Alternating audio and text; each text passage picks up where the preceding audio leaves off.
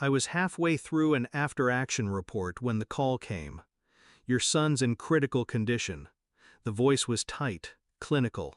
Then softer. Your wife's new man did this. He said, he's not done yet. The words dug into my chest. I asked for details. The doctor hesitated.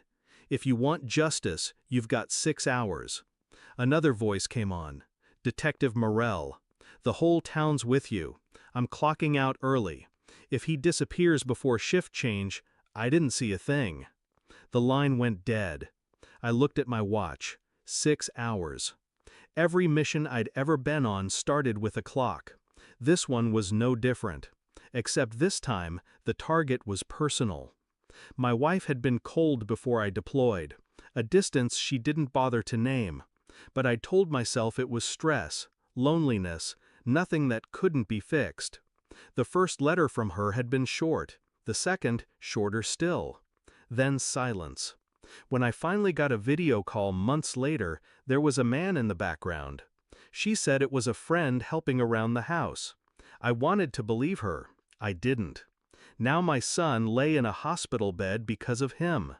And the people who should have been protecting him were turning the other way.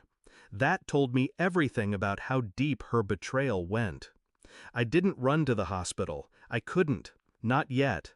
If I went straight there, I'd see him. And if I saw him before I had a plan, I might act on instinct.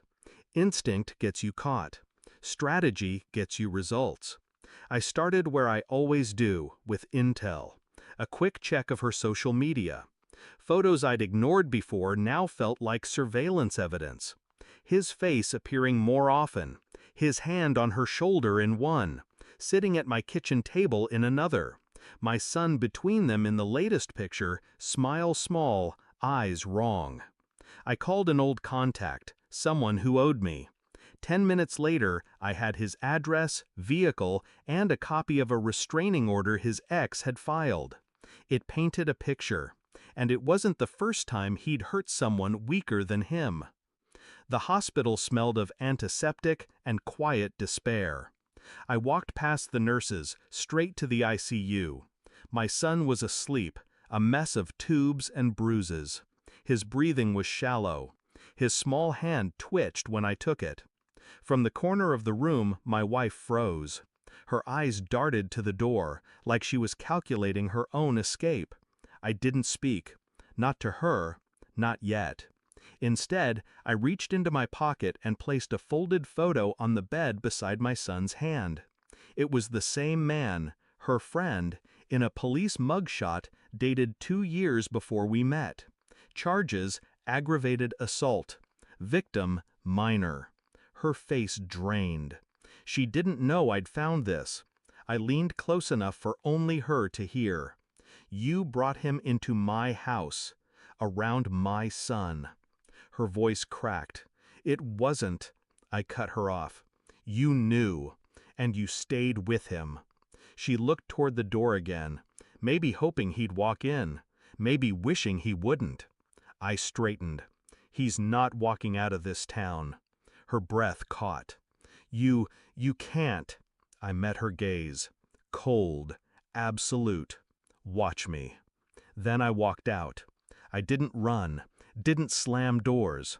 I moved like I had all the time in the world, because I'd already decided how this would end. I didn't see my wife again that night.